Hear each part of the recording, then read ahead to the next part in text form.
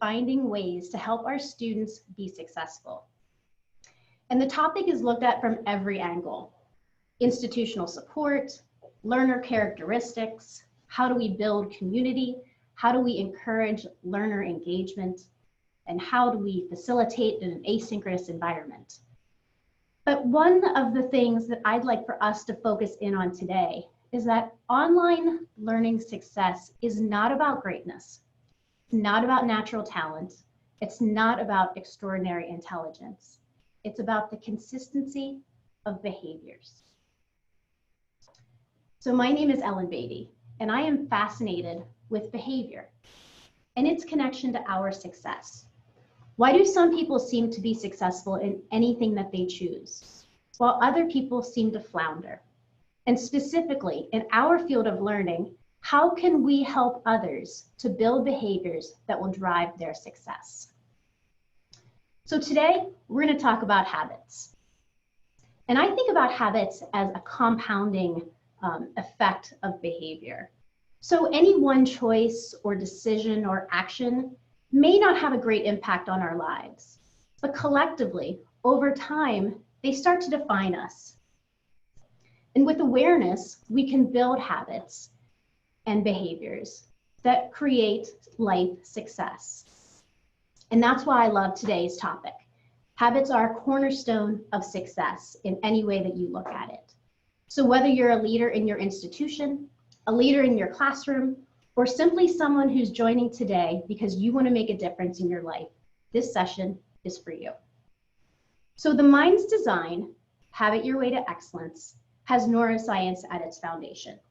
Today, we're going to focus on how the brain drives behavior, and we'll blend in some concepts from positive psychology and the learning sciences. And you're going to leave today with immediately actionable knowledge about habit formation. In the last portion of our time, I'll talk about a systematic process called Tiny Habits, where you'll learn a three-step process for creating behavior change. So let's dive in. Habits are timeless. We see very early references to habits. The very famous quote, "We are what we repeatedly do. Excellence is not an act, but a habit," connects the idea that our behaviors drive our success. And William James, in 1890, in his textbook, The Principles of Psychology, talked a lot about making our actions automatic and habitual. And he wanted us to do that because it would allow our brain to do its own mental, more complex tasks. And a few years later, he referred to our life but a mass of habits. And that was 130 years ago. So fast forward to today, and some of the New York Times best-selling books are about habits. And while they may range in industries and content areas, they really drive the point that our behaviors will be what drives our success. So why the popularity, and why the popularity now? Well, in 2006, a study out of Duke University came out and said that 40% of our daily behaviors are not decisions, but actually habits. Subsequent studies have supported that 40 to 50% of the daily activities that we do are habitual. Couple that with the fact that we want change. We desire change, but we aren't very good at it. So 80% of New Year's resolutions are broken by the second week in February. And people make the same life resolution 10 times without success. So when you couple those things together, and with the premise that because of what we've learned about neuroscience in the last decade or two, that we know that neuroplasticity confirms that habits can be built and changed all across our lifetime. It brings us to the premise for today, which is what I hope you take away from today is that habits can be built and changed if we understand the brain science that drives them. So think about your day. Think about your life.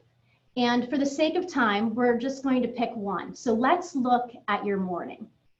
You get out of bed, and what is the first thing you do? Do you grab a cup of coffee? Do you scroll through your phone? Do you jump in the shower immediately? And we can see, if we look at other points in our lives, we can see those patterns of behaviors that we do.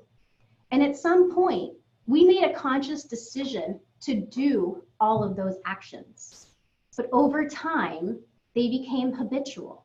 So what we eat for breakfast, whether we grab our running shoes or a glass of wine after work, all of those things became habits. And taken independently, they may seem inconsequential, but over time, and with consistency, they impact our health, our productivity, our financial stability, and our happiness. So when we look at definitions of habits, we see the same kinds of terms. Something that we repeat, something that becomes automatic, ingrained in us, and often triggered, or always triggered, by some kind of cue. But essentially, habits are simply those patterns of behavior that are repeated so often that they almost become involuntary. So let's look at how the brain looks at habits. At its core, habits are a simple form of learning. We repeat what has worked well for us. Habits are those associations between cues, rewards, and behaviors that our brain starts to acknowledge. Once they move from decision to habit, we see that automaticity kick in. And over time, our brains start to crave that end result. It starts to crave that reward. And that's what makes our habits so strong. So why are they so powerful? Well, habits are powerful because once they're automatic, they're ingrained in our brains, and it's so difficult to change them. Our brains create a shortcut. So whenever we encounter that cue again, we don't have to think through the process. We just go for it.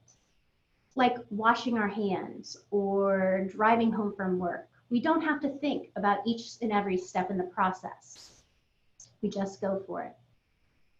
But because they're automatic and they're unconscious, they become rigid. And that rigidness is a double-edged sword. Habits are super beneficial for us. They allow us to balance our goal-directed behavior and our habitual behavior.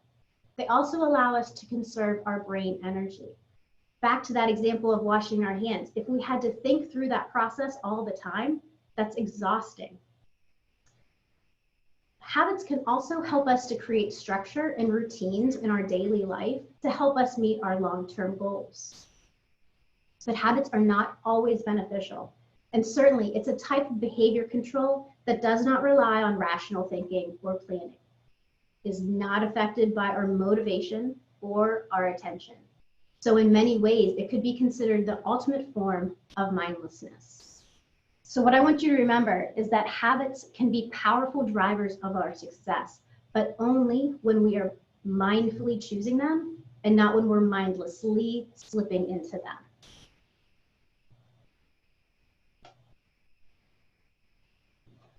So let's dig into the neuroscience of habits. And we're going to start with neuroplasticity. And neuroplasticity is simply that concept that our brain is shaped by experiences and learning, and it continues to change through our lifetime. And I'm going to take you back to 1949. A Canadian psychologist, Donald Hebb, speculated that neurons would reorganize during the process of learning. He thought that as activations between neurons happened, that there was a strength that came between those two. And you may have heard the very famous expression, neurons that fire together, wire together. That goes back to Charles Hebb.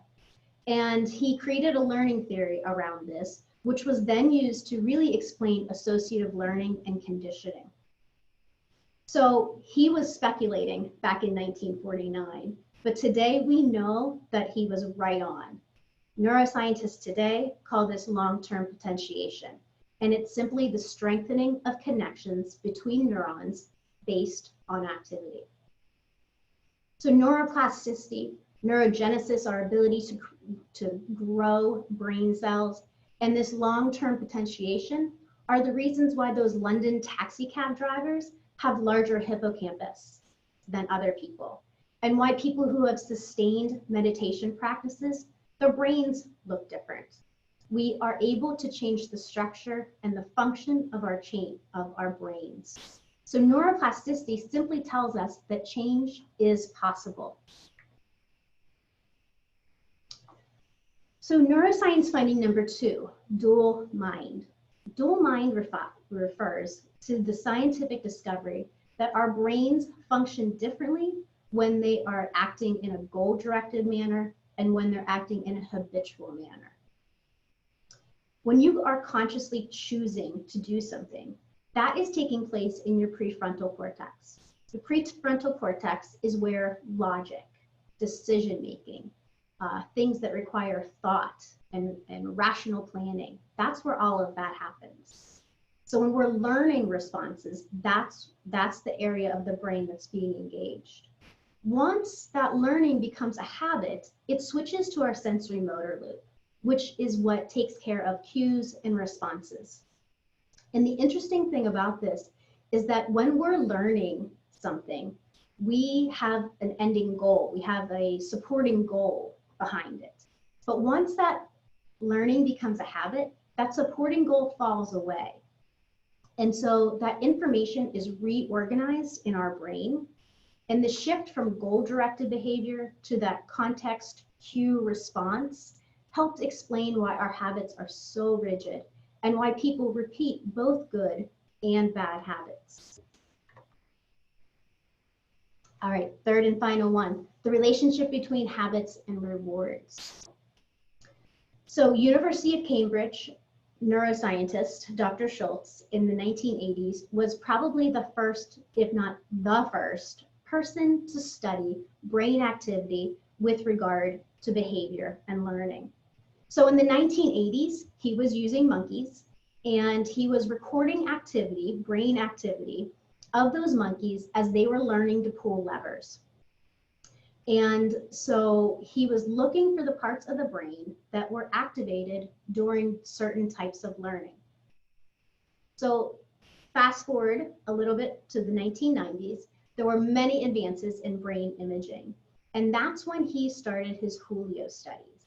And his Julio studies looked at neurochemicals and how they were acting in the brain as behaviors were occurring. And if I zoom in here, you're going to be able to see on the, oh, let me see, can I? Yep, I'm going to zoom in even more.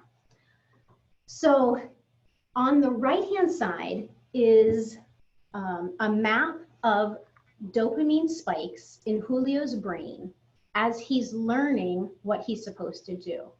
So Julio sees a shape on his computer screen. He is taught to pull a lever.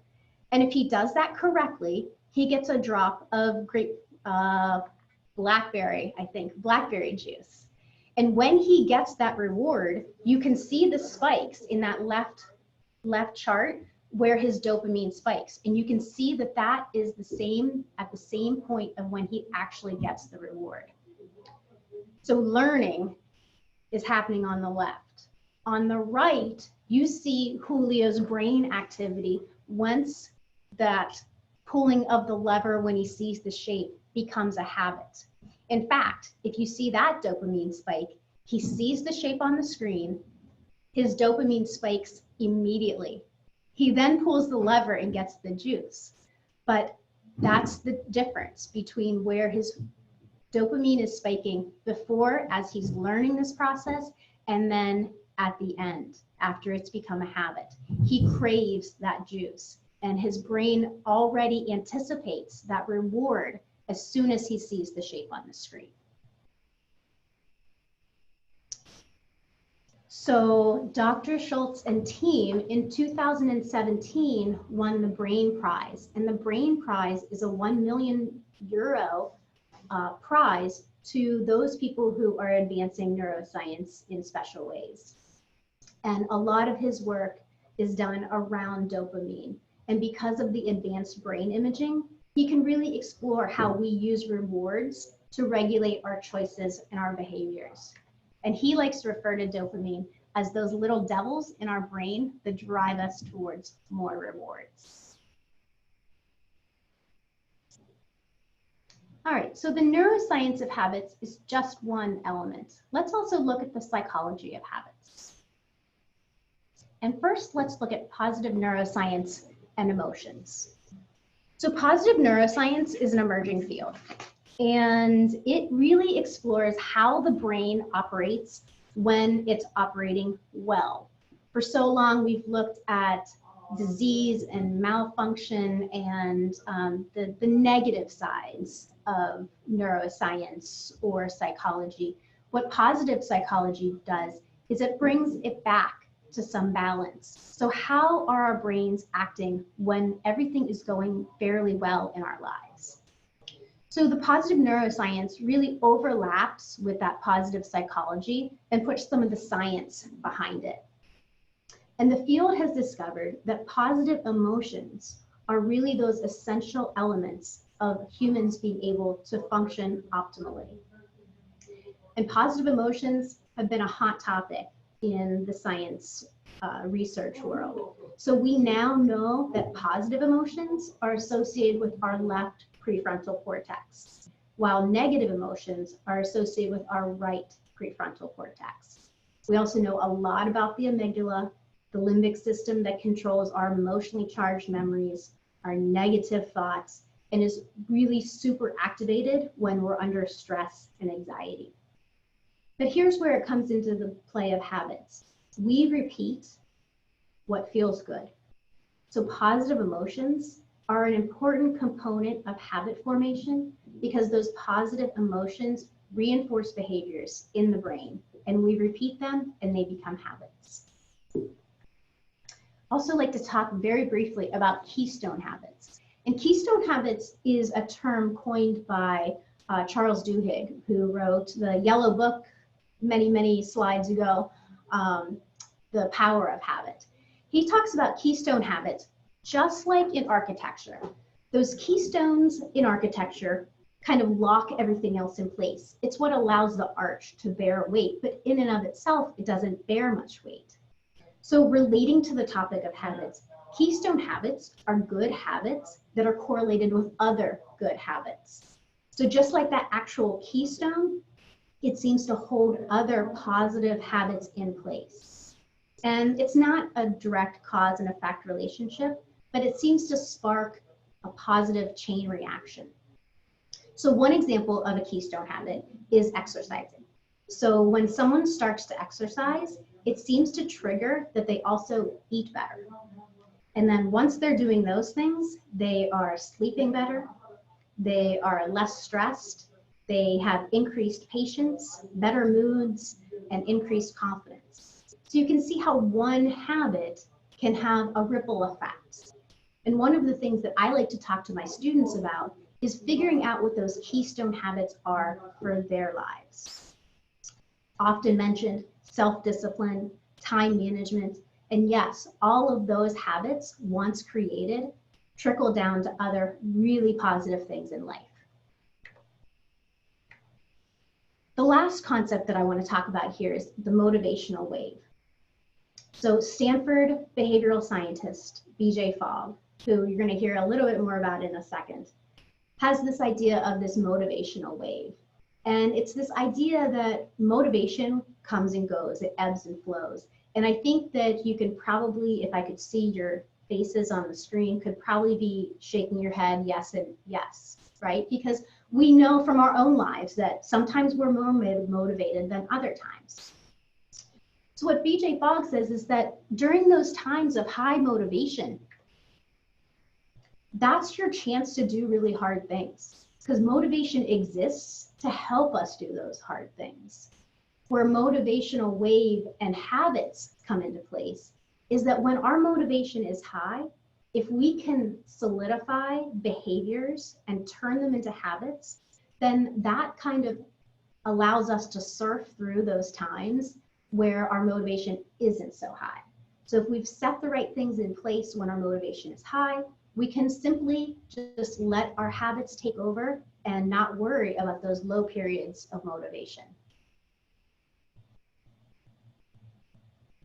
All right, so I promised you immediately actionable content. So here it is, get ready. This is BJ Fogg. I mentioned him before with the motivational wave, and he is from Stanford, and his behavioral model says that behavior happens when three things exist concurrently. One, that we're sufficiently motivated. Two, that we have the ability to perform the behavior. And three, that we're triggered to perform the behavior. So if all three of these elements occur at the same time, then the behavior happens. If they don't, it doesn't. And I wish we could have more time to draw this out, but you can think about motivation and ability as trade-offs. So if you look at the right, motivation ranges from low to high. We know that. We also know that in our life, some things are hard to do and some things are easy to do. So we find where those points connect, and that turquoise line, swishy line, like the beginning of a smiley face, is called the action line. So when we're triggered, if something is occurring in the upper quadrant, then it's likely that the behavior will happen. So if we are highly motivated to do something and it is easy to do, when we are triggered, very likely that we will do it. Conversely, if we are not very motivated to do something and something is very hard to do, it doesn't matter if we're triggered to do something, the likelihood of that behavior occurring is not very good. So flowing from the Fogg behavioral model is a systematic process called tiny habits. And tiny habits talks about how we can build habits in our lives to make our lives better. So Fogg likens habits to growing a plant. And he says, if you plant the right seed in the right spot, it will grow without coaxing. Now that right seed is the tiny behavior. And tiny is really important. Why is tiny important? Tiny is quick, so it removes time as an issue. It takes out all the risk because it's just tiny. We're not making any major change. And it takes out that motivation factor. We don't have to be highly motivated to do something tiny. And BJ Fogg also thinks that simplicity is what changes behavior. So let's look at the 3 steps. The tiny habits method starts with step 1. You've got to get specific. So what kind of new behaviors are you looking to add to your life? And you want to translate outcomes into actual behaviors. So to say that you want to be more healthy, or to say that you want to be a better online student, those are outcomes. How can you get to the behaviors, and how can you make them specific? Then you make it easy. And how do you make it easy? You make it tiny. So what is the smaller version of that behavior? Because remember, simplicity changes behavior. So for example, if we want to, let's go back to our healthy eating example. If we want to eat more healthy, that's an outcome. So let's say that you want to eat more vegetables at dinner. Okay, so that's fairly easy. But what would make it easier? Maybe if we added 1 vegetable to a dinner plate. So the idea is to make it effective, make it super, super easy. And then we've got to trigger the behavior. So what's going to prompt us to do our new behavior? Some of those triggers are natural, others have to be designed, but no behavior happens without a trigger. So once you've worked through those processes in your mind, the tiny habits method has you create a statement. So after here's your trigger or your prompt, I will insert my new behavior and celebrate. So let's say I want to begin to floss my teeth. And let's say that I figure that a logical trigger would be after I brush my teeth. So I might say, after I brush my teeth, I will floss one tooth, right? Because we want to make it as tiny as possible. And then we're going to celebrate. And that celebration is key. It connects back to the idea that positive emotions drive our behavior, and we repeat what feels good. So that celebration might feel odd at the beginning, but it's a really important part to telling our brain that we want to continue doing this. So I just gave you the 25-minute version of this more like 60-minute presentation. But what I'd like to do is two things. First of all, Marissa's going to email this out to you. This is a front and back little newsletter I put together with some additional thoughts and resources and all of my contact information. The second thing I'd like to do is welcome you to join me in a Tiny Habits Bootcamp. What we're going to do there is we're going to practice all three of those components that we just talked about. And I'm going to give you a lot more resources and allow you some time to think and process things like the behavioral model, things like the motivational wave.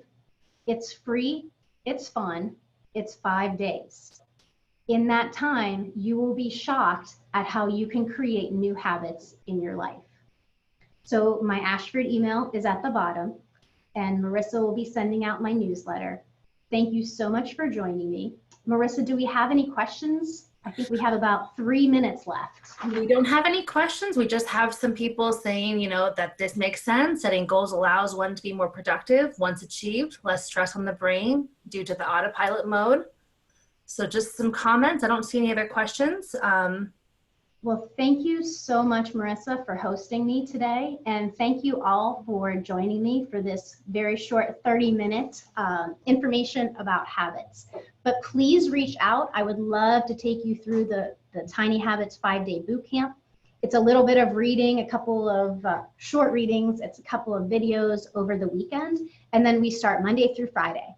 And what I would ask is that if you are a teacher, I would love for you to see how the power of habit building can work for you so that you can ultimately give it to our students. So thank you so much for your time today. And thank you, Dr. Beatty, for your presentation. And we hope you all have a great rest of the day and enjoy the last couple presentations for TLC.